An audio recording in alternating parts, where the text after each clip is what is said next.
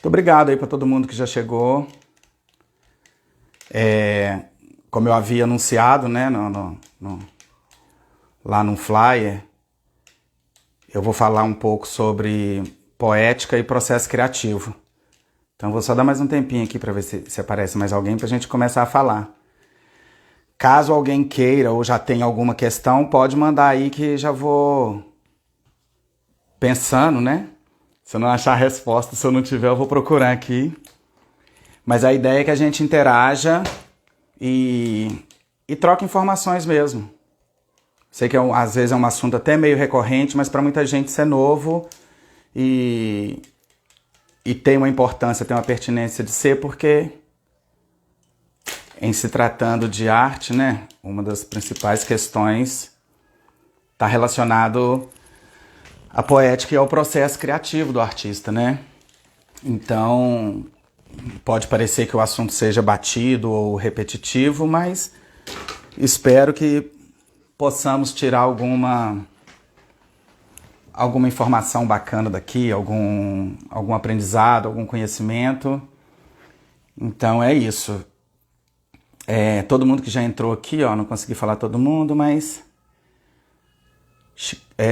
Carlos Valente, Souza.eu, o Kevin _PVD 022, o E _humano, Aninha _Melo, Arte Paixão, Viviane Cristina, Lopes Coelho, Janaína 9712 e Patrícia Boechat Martins. Quanta honra! Que legal, bem-vinda, minha amiga. Vou acenar aqui, né, para todo mundo. Eu faço essas coisas, gente, mas por uma questão de tentar compartilhar mesmo, porque vocês estão vendo o tanto que eu sou analfabete, né, para mexer com esses negócios. Gustavo, Lanches Gu, muito bem-vindo, Gustavo. Boa tarde, Janaína. Boa tarde, bem-vinda.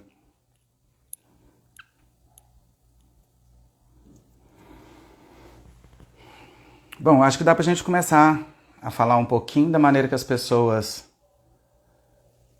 Ô Kevin, tô conhecendo sim.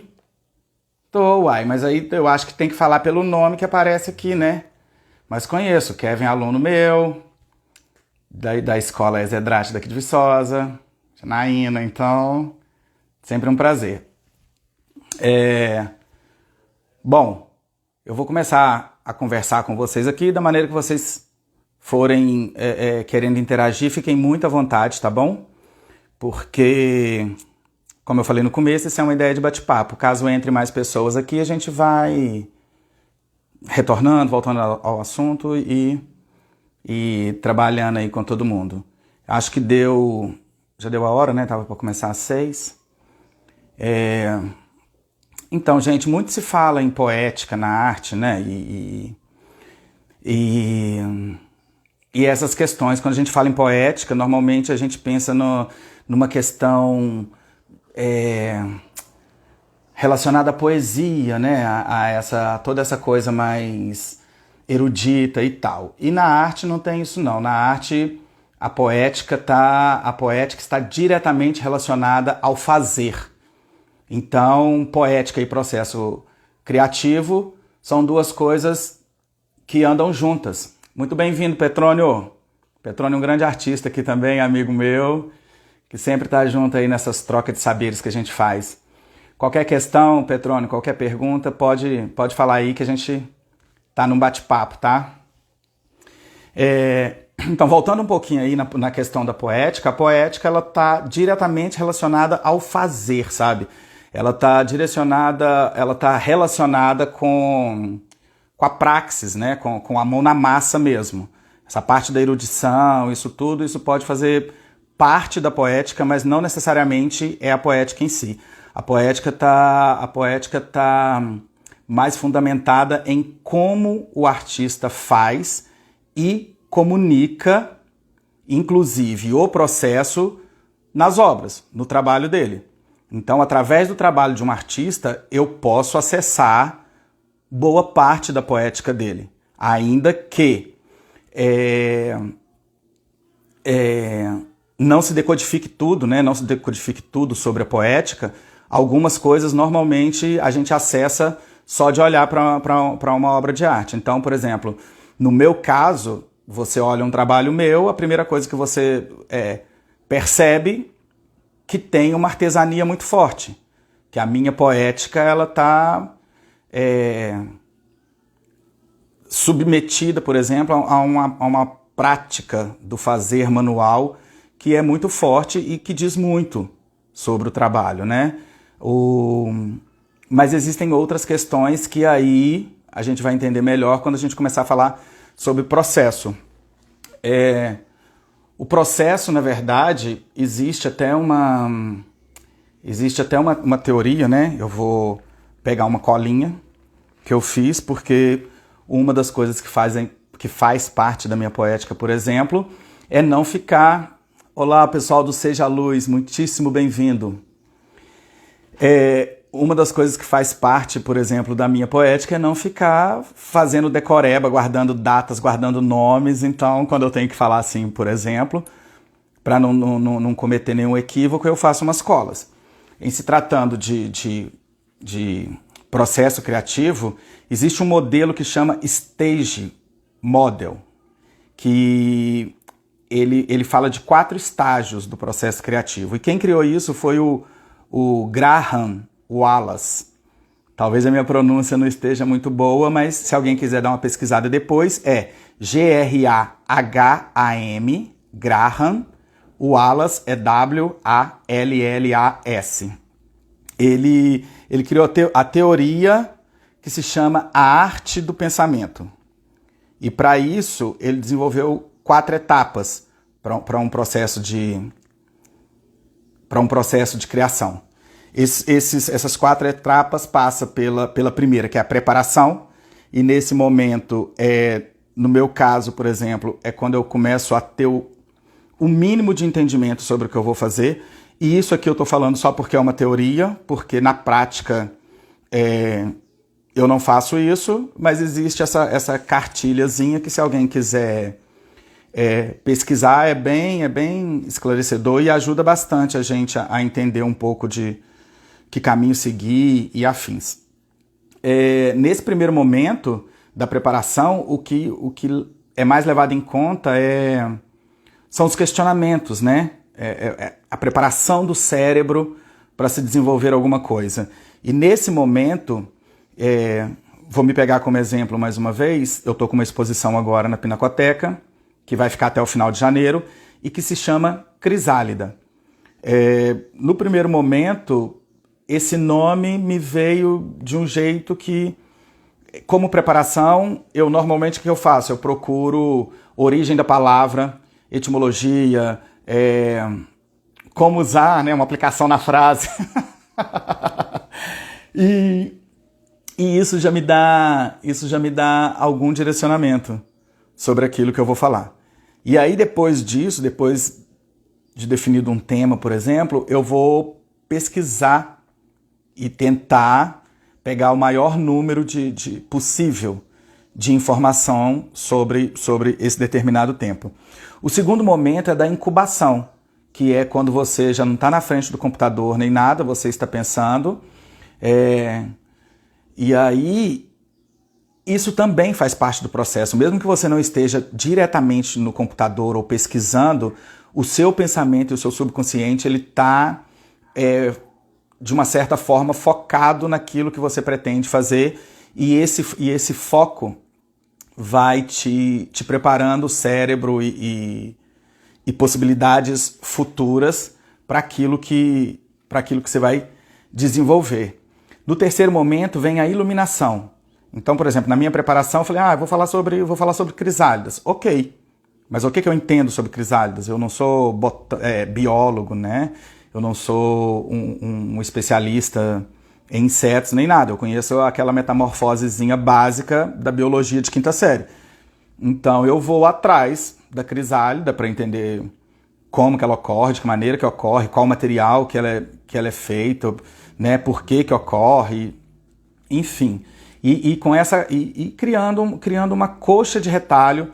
Maurício Gigante, grande artista, gigante no nome, na persona e na boa gente que é, e no talento também.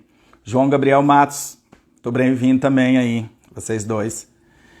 Vocês chegaram agora, eu tô falando sobre processo criativo e sobre poética, né? Já falei um pouco sobre poética, que de uma forma bem rasa, não tem nada a ver com poesia nem nada. Poética em arte está relacionada diretamente com o fazer, com o trabalho, né? Com o laboro. E aí eu comecei a introduzir aqui a questão do processo criativo. E dentro desse processo criativo, em 1926, um inglês chamado Graham Wallace, ele criou uma teoria que se chama Stage Models, que é a teoria da arte do pensamento, que é dividido em 4 passos, né? E eu já estava no terceiro passo, mas o primeiro passo ele chama da preparação, que é onde você escolhe um tema, ou pensa em alguma coisa, ou pedido para você alguma coisa. Oi, GG Brown, bem-vindo aí. Quando te é solicitado alguma coisa, você precisa desenvolver algo acerca daquele assunto que você pretende, né, trabalhar ou que lhe foi pedido. Léo Cury, muito bem-vindo aí, meu amigo.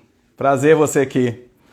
E aí, no segundo estágio, é o momento da incubação, que você já sabe qual o tema que vai ser trabalhado, pesquisou acerca desse tema e você está no momento de incubação de pensamento, que é quando você, por exemplo, não está nem pesquisando aquilo, mas de algum jeito aquilo ficou no seu HD e o seu cérebro tá trabalhando e está criando desdobramentos. No terceiro momento tem a parte da iluminação, que é como se fosse aquela lâmpadazinha que aparece nos desenhos animados, que você fala, tive uma ideia. Então, assim, pegando como exemplo de novo no meu caso, comecei a trabalhar as crisálidas, fui pesquisar sobre elas e na hora de fazer uma exposição, por exemplo, eu só pensei de como que eu ia fazer o objeto. Isso poderia ter acontecido de um jeito contrário. Eu poderia ter pensado primeiro na exposição e depois em como que eu ia fazê-la, mas no primeiro momento eu pensei numa peça. E seria trazer à realidade o que está na sua cabeça? Tem uma pergunta aqui do Carlos Francisco Valente, que é a seguinte: Francisco, o mais difícil na sua arte seria trazer para a realidade o que está na sua cabeça? Sim. É muito difícil porque a gente tem cérebros nas pontas dos dedos, né? E então, por exemplo, quando eu penso numa imagem, eu posso pensar nela como um desenho, eu posso pensar nela como um tridimensional, posso pensar nela como uma pintura, mas para essa pintura ser realizada e para ela acontecer, eu preciso de uma destreza, de algumas técnicas. Então tudo isso faz parte do processo criativo. Se eu quero uma imagem mais realista, eu preciso ter uma expertise, né, relacionada ao desenho do ponto de vista de retratar o visível e algumas técnicas. Então, nesse caso, por exemplo, se o meu objeto final é um desenho, durante o meu processo criativo, se eu não tenho dom, se eu não sou um exímio desenhista de nascença, eu preciso estudar. Isso para qualquer coisa. Mas no caso do desenho, aprender técnicas, né? Como que se faz o nariz, como que se faz mão, como que se faz um perfil, um movimento. Então, isso tudo tá submetido ao processo criativo.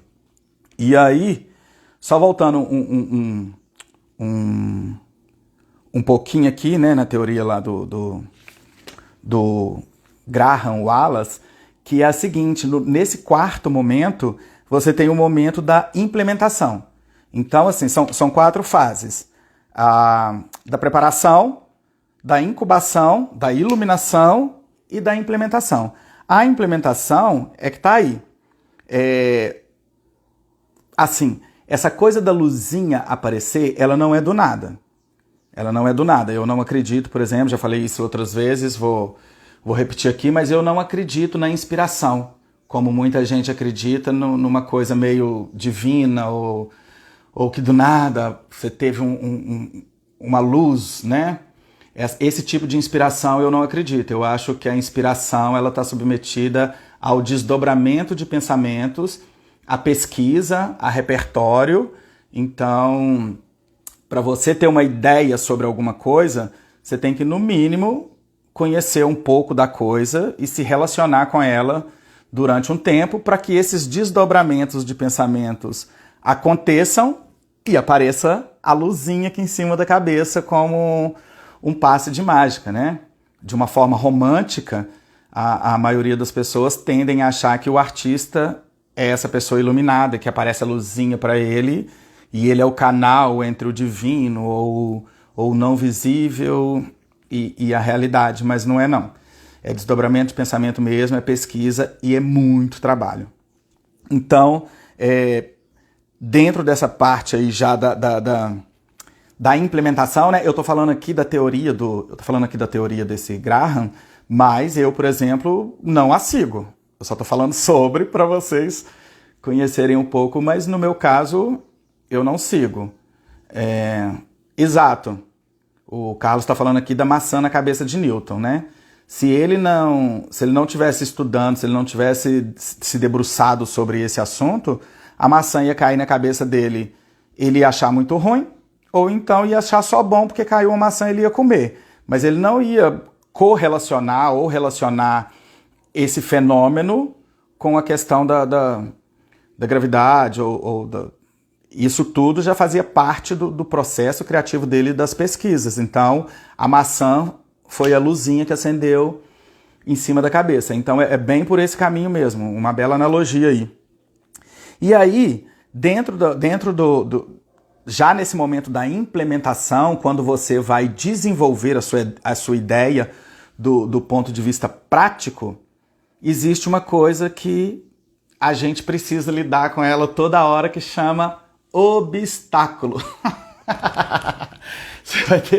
Aí você vai ter que começar a lidar com os problemas, porque eu, quando pensei na crisálida, ok, na minha cabeça ela tá bonitinha, tá perfeita, tá super bem resolvida, mas como é que eu transfiro essa imagem da cabeça para o real, né? Quando que ela deixa de ser uma coisa virtual, quando ela sai da virtualidade e se torna um fenômeno, se torna uma coisa real.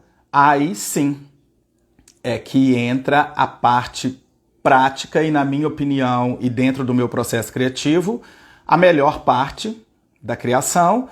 E isso vale para quem lida com moda, com qualquer outra linguagem, né? E então, nesse sentido, por exemplo, eu vou começar a ter que trabalhar com os obstáculos. Primeiro, os meus, que são as minhas incapacidades e as minhas limitações enquanto fazedor. E depois, com limitações outras que vão aparecendo no acaso e no caminho, relacionado, por exemplo, à materialidade. Eu trabalho com fios metálicos, então existem materiais, existem metais que me dão mais possibilidades de manuseio, outros um pouco menos, e se eu quiser usar aquele material, eu vou ter que aprender a lidar com ele, porque ele te fala de uma forma muito clara assim, olha, isso você pode fazer comigo, isso não deixa, ponto, acabou. Então existe uma diferença muito grande, por exemplo, de um fio de alumínio para um fio de aço. E aí, Marli Nicolau e Jamile, James, tudo bem-vindo, lindeza. Então esses percalços, né, esses obstáculos, não tem ideia, não tem, algumas teorias podem até te ajudar, mas aí é você com o seu ofício, diretamente, no caso das artes visuais que eu estou falando. Você tem que contar com você mesmo, sendo que isso dentro de um processo onde a artesania é determinante, onde eu, por exemplo, uso a artesania como ferramenta, Porque senão eu poderia simplesmente ter uma ideia, eu já saía da iluminação e iria direto para uma impressora 3D. E tá tudo bem, né? Isso não é um problema nenhum, só é um outro processo. Em se tratando de processos, ele pode acontecer de uma forma em que o artista participe de todas as etapas de produção do objeto que ele está realizando. Ele pode criar um projeto, definir materiais, terceirizar isso, ele pode, no caso da escultura, ter uma impressora 3D, enfim. Isso tudo faz parte do processo, não nega e nem qualifica nenhum trabalho. Um trabalho ele não é melhor ou pior do que o outro porque foi feito na mão, não. Eu valorizo muito o trabalho feito na mão, porque eu valorizo o artista, porque isso tá dentro da minha poética, do meu processo de criação, né? Mas eu já vi trabalhos incríveis desenvolvidos por máquinas, cortado a laser e ok. E ok, porque nesse caso a poética ela se sobrepõe para mim, né? Ela se sobrepõe a essa questão do processo criativo, né? Eu quero dar um beijo aqui na Simone Quirino que entrou, no AK, Negão e na Márcia. Muito bem-vindos aí vocês, tá? Nós estamos falando sobre processo e poética. Tá. Márcia está falando aqui que ela pensa que o prazer do artista está no pensar e no realizar. Márcia, isso é muito particular, porque no meu caso, por exemplo, eu me entendo como artista enquanto eu estou fazendo, sabe? Eu gosto do chão do ateliê, da oficina, né?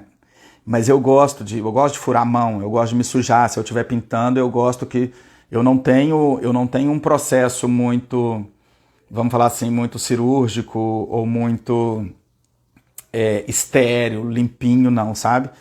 Eu me misturo com o material, então eu tô mexendo com arame ou furo o dedo, pra mim tá ok, tá tudo bem. E não tem problema nenhum. Mas também não teria problema nenhum se eu desenvolvesse a ideia, pedisse alguém para executar, ou, por exemplo, se eu crio uma trama, eu tô me colocando como exemplo, gente, porque falar sobre mim é mais fácil do que falar sobre os outros, mas esse exemplo ele não é nem para ser seguido e muito menos para ser entendido como uma coisa boa. Pode ser que gente que vai entender isso, e se for ótimo a gente vai ser do mesmo sindicato, se não tá tudo bem. O mercado, por exemplo, ele me oferece 500 tramas, existem telas super bem elaboradas, existem metais maleáveis que a indústria me oferece. No meu caso, por exemplo, eu gosto muito da ressignificação do material, eu gosto muito do reuso, né? Eu não chamo de reutilização, não falo que é reciclagem, porque eu não derreto e faço a mesma coisa, né? Eu ressignifico, eu reutilizo aquele material. Então isso para mim é muito mais interessante para mim desenvolver uma trama, mesmo que ela não seja simétrica, certinha, do que eu comprar uma trama pronta e só trabalhar ela pro resultado final. A Simone Quirino está falando aqui que o artista é essência. Simone, essa palavra ela é muito bonita, né? E eu acho que todo mundo tem. A essência na arte a gente entende como o mais elementar, né? O que é menos mutável que existe em você. Então, por exemplo, no meu caso, a minha essência ela é de caçamba. A minha essência está relacionada a exatamente isso, a reutilizar o resíduo, né? Porque eu também sempre digo isso, eu não acredito que exista lixo, né? Eu acredito que existe descarte. Lixo é uma coisa que infelizmente é aquilo que não dá mesmo para reutilizar. Então a gente tem muito descarte, mas lixo não. E nesse caso, voltando aqui na essência, eu poderia, por exemplo, e eu faço isso, eu posso fazer isso, e todo mundo pode, né? Não tô falando, mas assim, eu faço um trabalho de muralismo, de pintar muros e tal. Eu posso fazer isso com o artista, mas isso não está na minha essência. Talvez na minha essência esteja alguma comunicação com aquela imagem, sabe? Eu posso usar da minha essência para isso, mas a minha essência como artista está muito relacionada ao reuso, à reutilização, ao uso da linha, a questões sociais, sociopolíticas, né? Que aí já entra no antropológico também. Márcia falou que adorou a explicação. Obrigado, Márcia, muito obrigado. E o Francisco Valente mandou mais uma. Como é que é? Deixa eu ver. Olha, penso que com o passar dos anos, as pessoas que recebem a arte, o artista, perderam o olhar de admiração. Exemplo, imagina Da Vinci pintando a Mona Lisa hoje. Xará, você acha que seria famosa como é? Não! Não, mas eu vou te explicar por quê. Existe uma questão aí que se chama contexto. Então, assim, a gente não pode olhar uma obra de arte, voltando um pouquinho naquilo que eu falei, né? O artista, ele não é uma ponte entre o divino, o belo e o mundo. O artista, ele é um mortal comum, e os artistas de hoje, eles precisam estar antenados com o próprio tempo. Então, assim, eu como uma artista de 2023, se eu estiver pintando retrato ou fazendo um tipo de trabalho que se era feito há 400 anos atrás, por mais que ele seja bonito, por mais que ele seja bem feito, técnico, com todas as excelências, ele é um trabalho que está datado. Então eu não estou fazendo arte contemporânea. O artista, ele tem que ser uma antena do seu próprio tempo. Por isso, hoje, Carlos, que não tem problema nenhum você usar uma impressora 3D e se posicionar como escultor. Você não precisa mais saber esculpir mármore com uma talhadeira e passar meses e meses esculpindo. Isso pode ser uma opção e também pode ser arte contemporânea. Mas isso necessariamente não te faz melhor do que um artista que usa uma impressora 3D. Você está entendendo?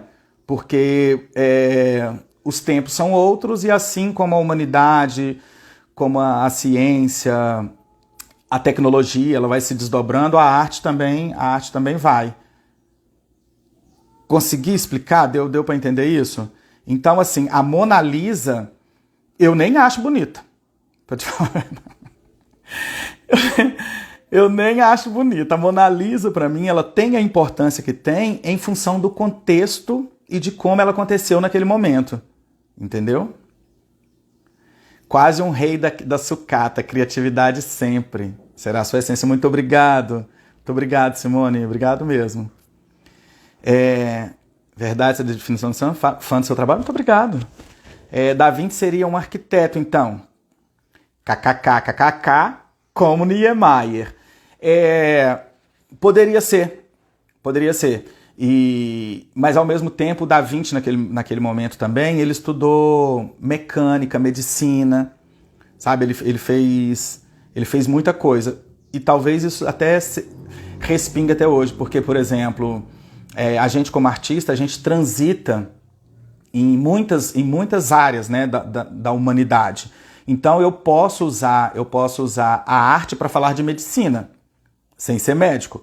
Eu posso usar a arte para falar de astrologia, astronomia, antropologia. Eu posso usar a arte para falar sobre qualquer coisa.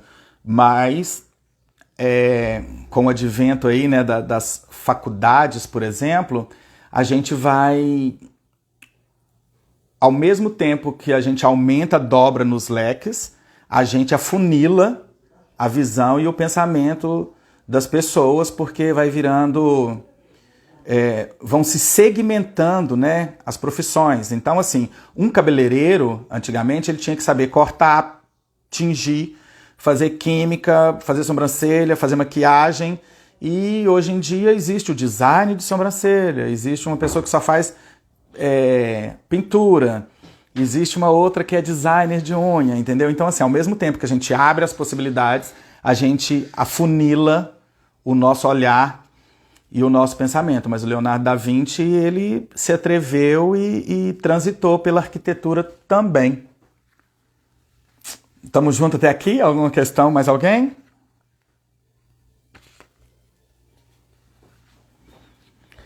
Bom, para quem está desde o começo aí, a gente estava falando sobre os obstáculos, né? Quando esses obstáculos acontecem durante o seu processo criativo, durante a sua produção, vem uma outra questão que está relacionada à autocrítica, né? E aí existem umas pessoas que sofrem muito com isso. Caso tenha alguém aí, seja bem-vindo ao clube, porque eu sou desses. Eu sempre, eu sempre acho que o meu trabalho ele está aquém do que ele poderia ser, sabe? Eu sempre acho que eu fui medíocre no resultado. E isso pode ser, isso pode ser desanimador, mas para mim funciona como combustível. Então, quando eu faço alguma coisa que eu acho medíocre, eu tento fazer uma melhor. Normalmente eu melhoro na próxima, mas eu continuo achando. Mas aí eu continuo achando medíocre, eu vou tentar melhorar mais, né? E então, assim, como é que fala? Estamos juntos nesse pensamento autocrítico, Márcio Gigante. Você é um mestre no que você faz, Márcio. Então, assim, pra gente, eu como observador, eu vejo um trabalho seu, eu vejo realmente o tamanho da minha insignificância, sabe? E aí, na hora que você fala desse pensamento crítico, eu falo, cara, é meio que um mal comum, porque o que você faz é lindo. E sou fã. Então, deixa eu ver o que mais você falou. Eu sou bem assim, nunca estou satisfeita com minhas aulas.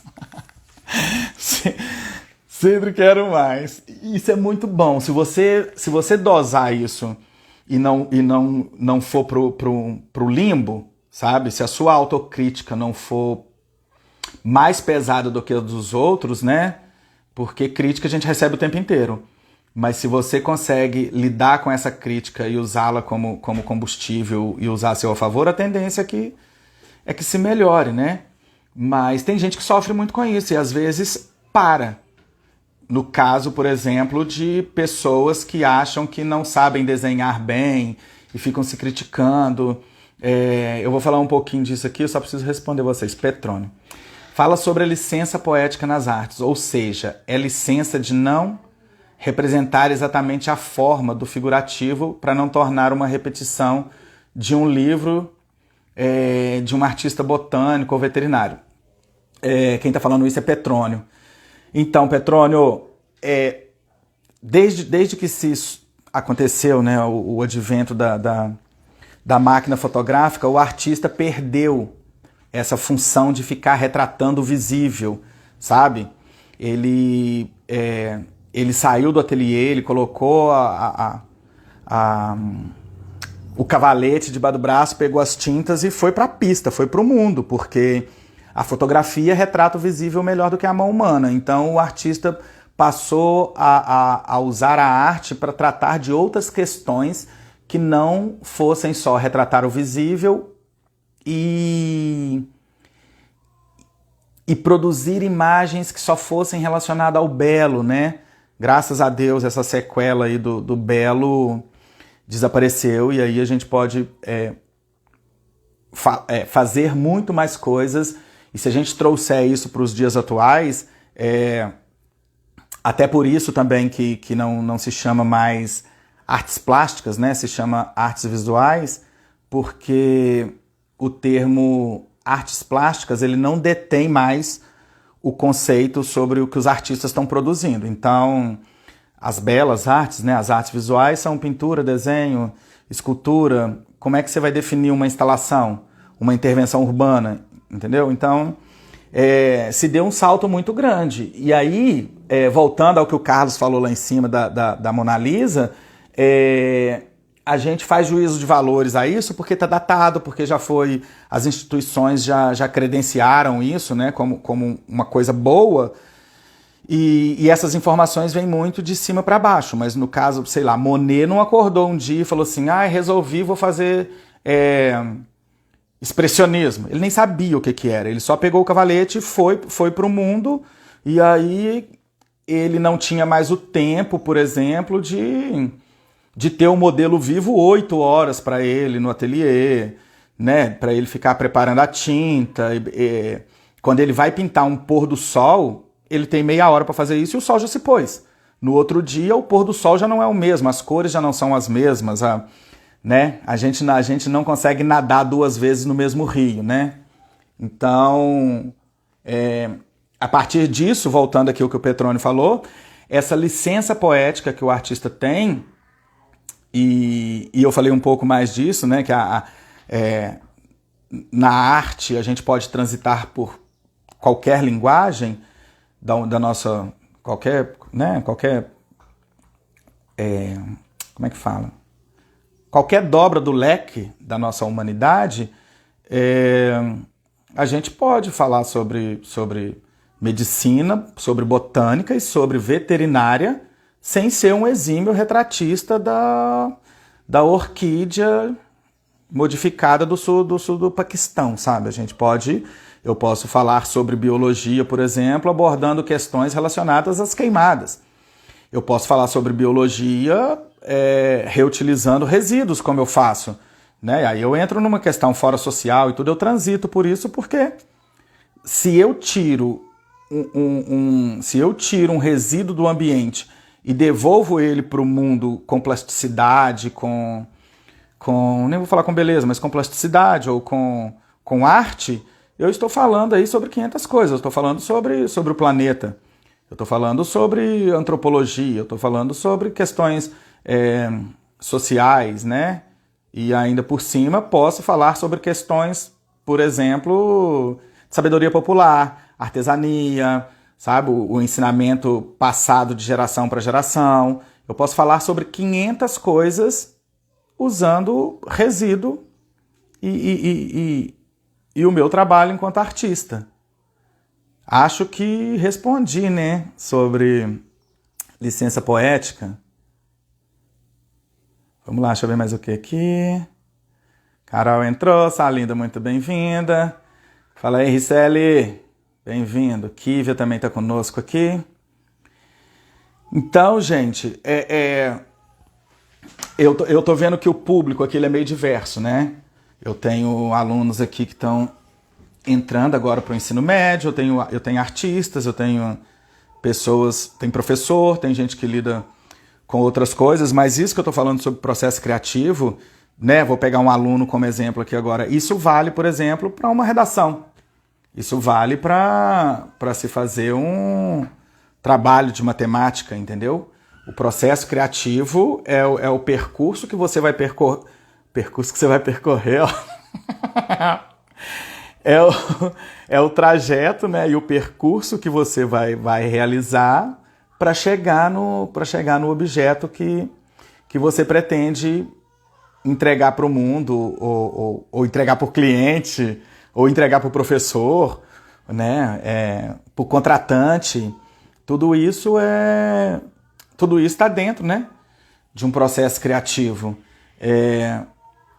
Ainda sobre a licença poética, como você ligaria a sua arte à sua personalidade? Caótica, caótica, mas bem organizada. Eu acho que a minha personalidade tem a ver com o meu trabalho muito pela obsessão, sabe? Eu sou meio obsessivo, compulsivo, e aí o meu trabalho tem a ver com isso, com muita repetição, né? Para criar aquelas tramas, aquelas tessituras, aqueles volumes e tal, é movimento repetitivo, entendeu? E talvez uma tiazinha fazedora de crochê, que também fica fazendo aquilo ali, isso tudo tá dentro da minha personalidade. Uma outra coisa que tá muito dentro da minha personalidade é uma questão do belo relacionado ao não, por exemplo, a um inacabamento que é pensado, sabe? Ó, eu tô com um brinco que é um par, só que não. Um é pequeno, outro é grande. Eu não tenho muita simetria. É uma coisa que não faz parte, né, no caso, da minha personalidade. Eu sou bem orgânico, do ponto de vista existencial, que eu posso pegar como referência aí um filósofo contemporâneo maravilhoso, que é Zeca Pagodinho. Então, nesse sentido de ser orgânico, é mais ou menos deixar a vida me levar, a vida leva eu.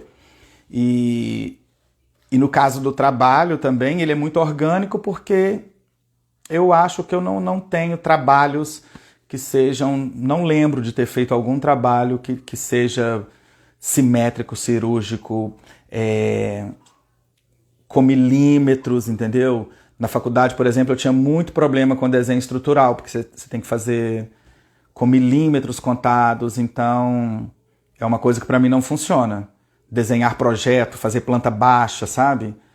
Usar muita régua, não é para mim não. Eu gosto mais da fluidez nas coisas. Que também, aí olha, em se tratando de processo criativo, fazendo uma leitura mais profunda, né? Isso tá ali no trabalho, né? Um pouco da personalidade. E isso muito mais uma vez, né? Muito no pessoal e no particular, porque não existe nem certo nem errado. Existe o resultado. Se dentro do seu processo você precisou usar uma impressora 3D e conseguiu chegar no resultado que você queria e comunicou, ok, tá tudo certo, sem problema nenhum. A gente fala dos aspectos positivos e negativos nesse sentido, né? Existe uma coisa que é a criatividade e existe uma outra que é produtividade. Então, se eu tenho ideias incríveis, mas elas ficam no mundo das ideias, não tem muita valia, né? Porque, na verdade, por mais importante que o processo seja, ele é muito importante para quem está criando. Seja uma música, uma poesia, seja uma roupa, um cenário, uma iluminação de um lugar, qualquer coisa que a pessoa esteja criando, né, ou fazendo algum projeto, a criatividade ela não tem muita valia se ela não for acompanhada de produtividade.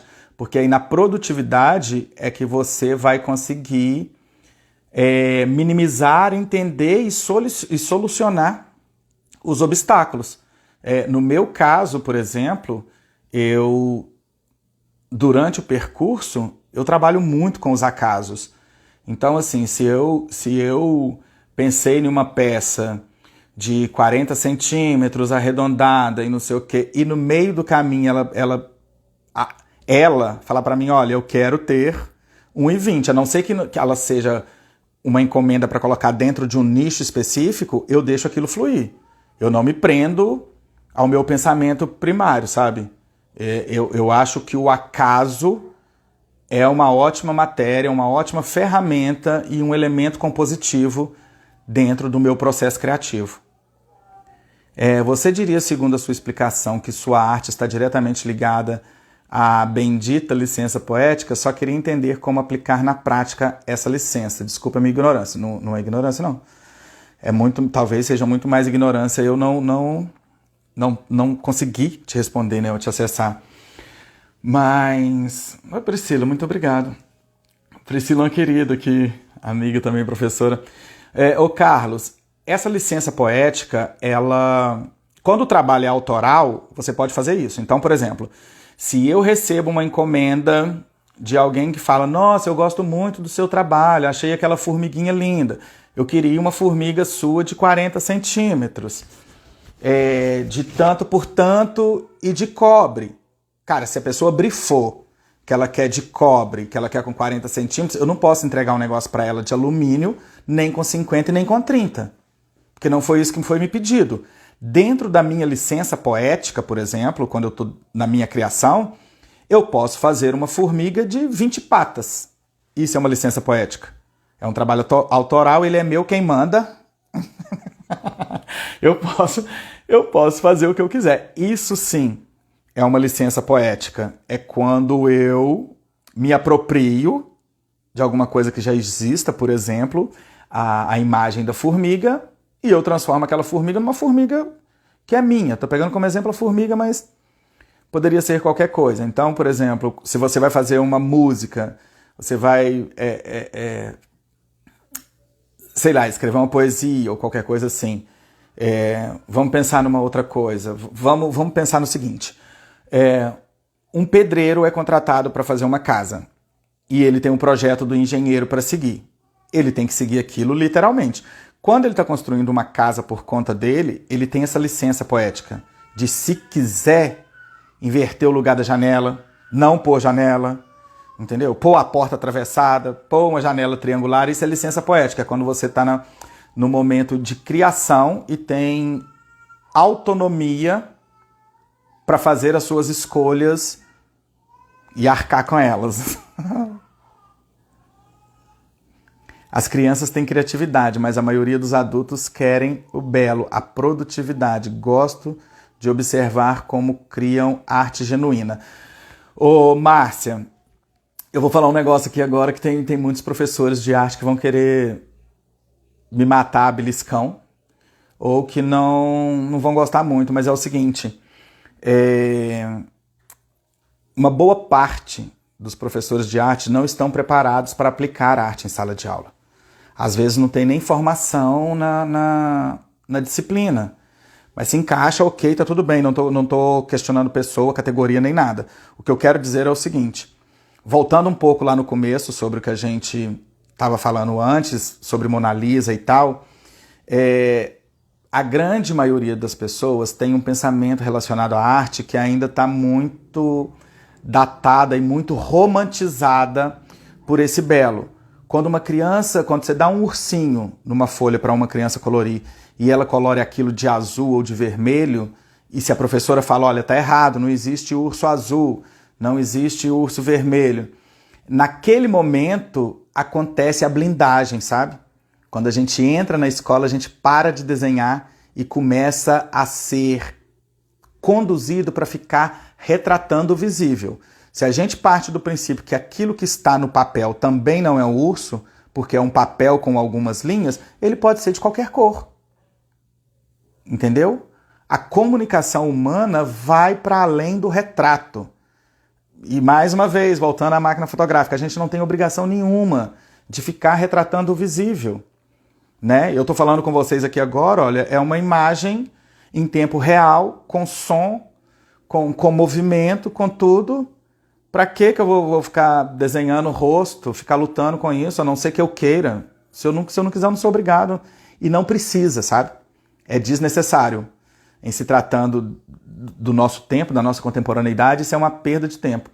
É muito melhor fazer um aluno pensar a respeito do desenho, entender desenho, saber ler desenho, do que ser um exímio desenhista. E um exemplo muito bom para isso é quando a criança ainda não está na escola e ela pega uma folha A4 e faz desenhos aleatórios ali. Uma florzinha num canto, uma casinha no outro, um passarinho embaixo da folha. Quando ela entra na escola, quando ela começa a aprender, né? A casinha vai para a base da folha, a florzinha vai para o lado da casinha, o passarinho vai lá para cima, provavelmente vai ter um solzinho rindo ali, e nesse momento ela parou de desenhar, infelizmente. E ela parou de desenhar quando ela entrou na escola, era onde ela devia aprender. Ela deixa de aprender ela deixa de fruir livremente e se comunicar e se expressar para ficar tentando retratar. É uma dó. Ah, obrigado, gosto das minhas formigas, obrigado. Eu acho elas muito bonitinhas. Menorzinha aqui, bem-vindo também. Tami. Ah, Ishara, entendeu? É mais ou menos isso. Deixa eu ver como é que nós estamos de tempo aqui, porque senão eu vou falando, né? E aí, assim, eu acho muito legal quando tem essa interação, porque aí não vira palestrinha, né? Por mais que eu seja falastrão, eu gosto de ouvir também. E eu acho melhor trocar do que ficar só balangando beiço aqui, né? Então, gente, só resumindo, tem horas aí? 47. 6h47? Aí, olha, tá vendo? Passa muito rápido. O que é bom, né? Mas, então, assim, dentro do processo criativo, né? Que é o nosso norte aqui, não existe certo ou errado, existe... a palavra processo, né, ela já é uma reticência. Então, ela... como é que fala? No meu caso, existe muito tentativa e erro, né? Agora, do ponto de vista técnico, né, da fatura do meu trabalho, um pouco menos de erro, porque eu desenvolvi uma técnica, eu tenho uma certa estrada aí, então eu lido bem com o material que eu estou usando, mas se eu for buscar um outro material ou misturar outros materiais com o que eu estou acostumado, é muito de tentativa e erro, tá? Aqui a menorzinha está perguntando se eu vou continuar no CASB. Lindeza, eu não sei, vai depender muito deles terem coragem de me recontratar. Se tiver, eu estou disponível, vai ser um prazer ficar com vocês lá o ano todo. Regina também, querida, beijo, bem-vinda aqui, obrigado. Então, assim, tem gente, por exemplo, que trabalha muito com umas metodologias que são, às vezes, mais didáticas, sabe? Então, assim, não dá para eu falar sobre processo criativo tentando explicar de como que se faz. Não. Existem algumas normas, mas não existem regras. Então, isso tudo está muito relacionado está muito relacionado com poética. Voltando lá, poética é fazer. Então está muito relacionado com a maneira que você lida com o que você quer apresentar. Sabe? Tem gente que vai desenhar direto, assume os erros no meio do caminho, outros fazem esboço, outros usam borracha, tem gente que não usa borracha porque faz parte da poética dele, por exemplo, deixar os índices ali, né, do percurso do desenho, o que foi tido como errado ou uma linha fora do lugar, ele deixa aquilo no trabalho e assume aquilo como parte da imagem, sabe? Como um elemento compositivo. E aí vai para uma outra questão que é quando a gente vai ler, né? Você pode olhar para aquilo e falar, nossa, que desenho mal feito, muito rabisco, não sei o quê. Se estiver dentro da poética do artista, tudo bem. E salve aí, Regina. Beijo para ele, para todos os seus também. Já vou aproveitar aqui o ensejo, gente, para desejar um feliz ano novo para todo mundo, tá? Regina, Luiz Felipe, todo mundo que esteve aqui. Que 2023 seja produtivo, feliz, saudável e muito feliz para todos nós, né? Como eu mandei na minha mensagem lá de fim de ano, eu vou repetir aqui. Sejam desesperados em 2023, no sentido de parar de esperar, sabe? A gente pode ter esperança, a gente pode esperançar ou a gente pode desesperar. A sugestão agora é que vocês se desesperem. Parem de esperar e façam e vão atrás de tudo que vocês querem para a vida de vocês. Tá bom? Mas obrigado. Queria saber se alguém tem mais alguma questão aí. Se tá clara essa coisa do processo criativo e da poética. Eu vou continuar fazendo essas lives aqui, né? E a gente pode ir se desdobrando e falando sobre muitas coisas. Outra coisa que eu queria pedir, gente, para quem tá aqui, é para se inscrever no meu canal lá do YouTube. Se inscrevam lá, fazendo um favor, é Francisco Rosa. Se vocês procurarem Francisco Rosa Arte lá, vocês vão achar já, como é que fala? Toca o sininho, toca o sininho lá para receber as notificações e se inscrevam e podem sugerir também para os amigos de vocês, se vocês acharem legal. Se acharem ruim, sugiram para os inimigos. Ai, ai. E vamos junto. Vamos falar sobre arte, falar sobre os assuntos que vocês quiserem, porque eu vou estar aqui muito disponível, feliz e agradecido de poder ter gente aqui para conversar, né? Para querer me ouvir, porque eu adoro ouvir vocês, falar com vocês. Um monte de gente querida que eu gosto. Carlos, muito obrigado. Imagina, quem me dera. Carlos está falando que gostaria de ter 1% do meu talento. Xará, você é top dos tops. Muitíssimo obrigado. Fico muito lisonjeado, mas não é isso tudo, não é nada disso, nem é isso tudo, não é nada disso, não. De Castro Ateliê entrou aqui, bem-vindo de Castro. É uma dó que nós estamos chegando aqui no finalzinho, mas nós estamos chegando no finalzinho dessa live, mas o ano tá só no comecinho, então a gente vai ter muita estrada aí. Valmir Reginaldo, bem-vindo, cara. Depois, olha, eu vou postar essa live aí se você puder dar uma olhada. Valmir é um grande artista, talentosíssimo, escultor. Humilde demais, quem me dera, obrigado. Eu vou disponibilizar isso, né, aí nas redes sociais e tal, mas mais uma vez, deem uma olhada lá no YouTube, fazendo favor, e me indiquem, porque eu vou começar a trilhar isso aqui, e vocês serão sempre muitíssimo bem-vindos quando eu estiver aqui, me casa seu casa. Tá bom, gente? Eu vou ficando por aqui, então, né, porque senão eu vou começar aqui na redundância. Vou começar a falar porque, na verdade, eu não estou querendo esclarecer nada, né? Eu estou só criando uma centelha, sugerindo assuntos e balangando o beiço aqui com vocês. Dá para aprofundar e dá para ver muito sobre isso que eu falei na internet, né? Já sugeri alguns autores aí. Keila Assis, parabéns, pessoal. Ô, Keila, muito obrigado, querida. Beijo pra você, Keila. Feliz ano novo. E depois coloca o vídeo lá pro povo. Compartilha aquele vídeo que a gente fez lá na Pinacoteca. Essas lives podem ser com o título Francisco de Segunda. Ou seja, toda segunda live pode ser no seu trabalho ou de notícias de artes mais recentes. Legal, Petrônio. Nessa mesma linha aí funciona também como Francisco de Quinta. Se for na quinta-feira também arrasa. Poderia ser Francisco de Quinta. Tô pensando na sugestão, mas não tô firmando nada. A gente precisa mesmo ter um dia certo, né? Para se encontrar, para todo mundo se agendar. Mas, como tá no começo do ano, e aí eu não sei como é que vão ficar minhas aulas e tal, eu não posso assumir esse compromisso agora. Vai depender da agenda lá da escola, né? Para ver que dia que eu vou estar amarrado no toco lá. E aí, quando eu não estiver lá, eu tô aqui. Se vocês quiserem sugerir assunto, tô fazendo aquelas caixinhas de pergunta agora, eu vou começar a engajar, gente.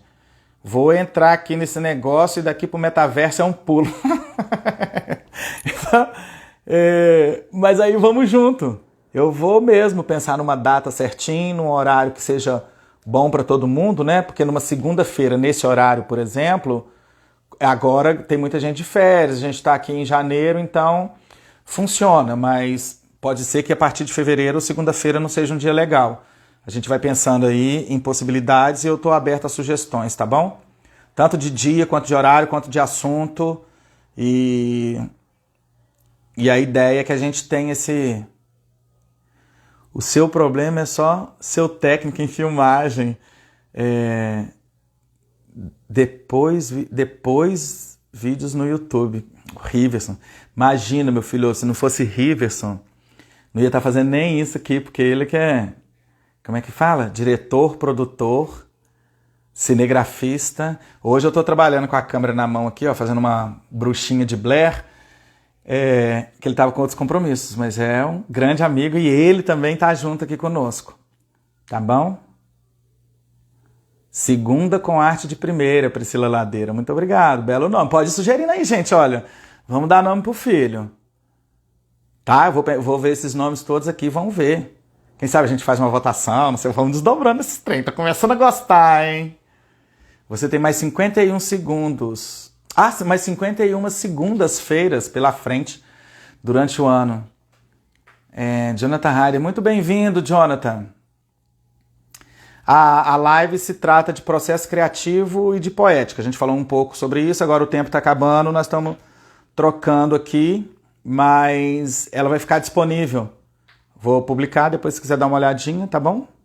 Uma das coisas que eu estava falando aqui antes de você chegar é para as pessoas se inscreverem lá no meu canal e acompanhar. Às 18 horas seria legal. De madrugada vai estar só eu e você. E mais alguns morcegos, né? Que eu sou bem notífago, mas Vamos ver, tá? Estamos abertos aí a proposições, sugestões, tá bom? Márcia gostou do nome da Priscila aí também. Vamos vendo. Valeu, John. De nada. De nada. Nós estamos muito juntos, gente. Eu tô adorando isso aqui porque a interação tá sendo legal, sabe? A gente tá conversando sem sofrência, né? E aí o bate-papo, quando é bom, dá até para contar caos, né? Se inscreva no canal, ative o sininho. Se inscreva no canal, o Carlos tá mandando aqui, ó. Se inscreva no canal, ative o sininho para receber notificações. É isso daí. É isso mesmo. Eu não sei muito disso não, mas vocês que sabem, vão lá. Eu vou aprender. Não tô bobo, né? Eu vou aprender a fazer isso e vou... Também lá na legenda eu ponho. E eu acho que tá no negócio lá no... Como é que fala? No meu perfil. No meu perfil, na próxima solta o sarará. Vai. Aqui. Tá na bio. Olha lá na bio. Acho que lá tem o negócio do YouTube. Tá bom? Eu vou fechar aqui, gente, porque senão eu vou começar a ficar enjoado. Falando asneira, né?